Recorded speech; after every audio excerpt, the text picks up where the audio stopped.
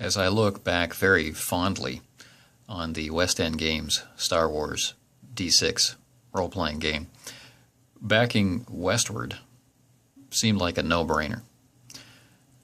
But if you look at the date, I backed this in July of 2012.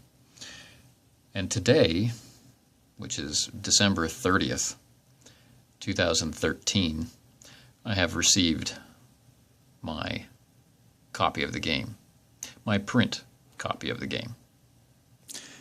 So this then is one of the primary perils of Kickstarter. The perception of how things are going to go versus the reality. And I don't intend for this video to be coming down on Wicked North Games for everything that happened to them during the Westward fulfillment cycle. However, this is a comment that while Kickstarter can feel very much like shopping, it really isn't. And managing the expectations of the backer is as important an aspect as for the producer to carefully manage their communication.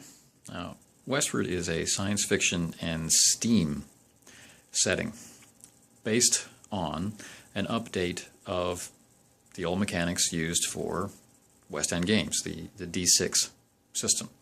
They call it Cinema 6, and they have streamlined the game, in their words, to speed along play and bring more of that fun aspect of the game, the high adventure aspect of the game, to the forefront in a Western-themed, science fiction-based steam pulp or steampunk setting.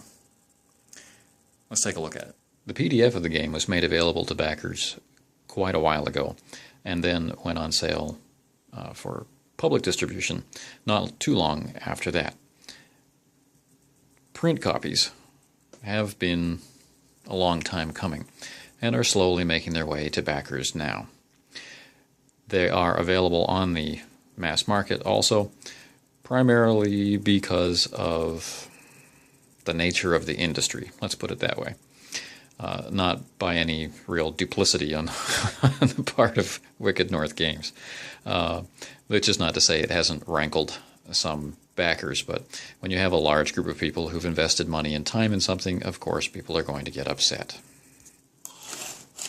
One of the awful things that happened during the period of this Kickstarter was, of course, that postal rates increased drastically, which of course meant that the great amount of funding that the project seemed to have earned was cut by a significant number, as shipping out the physical rewards, and there were many, ate up whatever profits there may have been and actually ate into production funds. And that's really where Wicked North Games has shown their mettle, in that, to the very best of their ability, they have found a way to fulfill as many of the stretch goals that maybe another company would have deemed impossible and stepped away from. So let's take a look and see what I got at one of the lower levels of backing, the prospector level, and you be the judge. So already we see it's shipped in nice thick bubble wrap, and we have the thick hardcover wrapped in plastic for safety, and on top we have, count them, 1, 2, 3, 4, 5, 6, doubled 12 metal D6 for the game, custom with a theme to, represent the setting. And these metal dice are no joke. They're heavy. It's difficult to see them in the plastic, but we'll take them out and look at them in the future, but maybe listen. All right, here's Westward in its glory. We have these steampunk-themed mecha and weaponry in a, I guess you'd say, a cross-genre pollination of steam and science fiction. Corners are mildly bumped, and I'd say from the care with which it was packed, this would be a production injury. There is one blemish, a slight, it looks like a tear. It's not a tear, but it's a crease in the full color cover, and you know, that's sad. The game has 355 pages of content, followed by some extra space for notes and character sheets and the like. Inside it has a nice, parchment or sepia color scheme, and lots of attention to detail. The art is different levels, and I leave that up to you. There's a lot of white space filled in with these handwritten notes, which are story seeds or elements to flesh out the feel of the world, and they're kind of a nice touch. They use an awful lot of space, but they're applicable both for the player and the game master. It's what you expect from a D6 game. Reasonable size stat blocks, and easy to read through and figure out how you want to make use of it. Also with it is the Game Master's 2-panel screen. This is also a Kickstarter reward. So we have all of the charts you might want for normal play on the inside, and a plain leather look exterior, which I quite like. So let's look at the dice.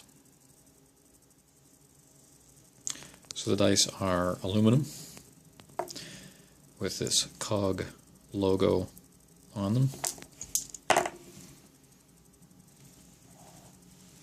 I think it might be an interesting challenge to decide how to read them, and here's why. Normally opposing faces on dice add up to 7. So here we have 4 yellow circles and 2 black circles. So on the opposite side we'd expect to either have 5 black circles or 3 yellow circles. So on the opposite side we have 3 yellow circles and 3 black circles. So what exactly does that tell us? Nothing. So let's look at another side. Okay, so here's 6 yellow circles. So on the opposite side we'd expect to have 1 yellow circle, but instead we have 1 black circle. So you can see my confusion. How is it read? Westward itself and the Cinema 6 system are licensed under the OGL, which is a nice way for games to go these days. And the backers are all listed. My name's in there somewhere. And has a good table of contents. Now, it comes with an adventure and a wide variety of vehicles and archetypes to play, and the usual stuff about what is a role-playing game, etc., etc., and everything you'd expect from a long-lived system such as D6. So you are getting a complete game experience when you purchase Westward. It's available in several different versions. There's the intro PDF, basically without the art. There's the full-priced PDF, which is still not that expensive, and then there's the physical product. So what does a group need to know about Westward before they think about playing it? Well, do you like high adventure? Do you like cross-genre games where steampunk inventiveness mixes with a hardcore science fiction background? And are you willing to bring a gun?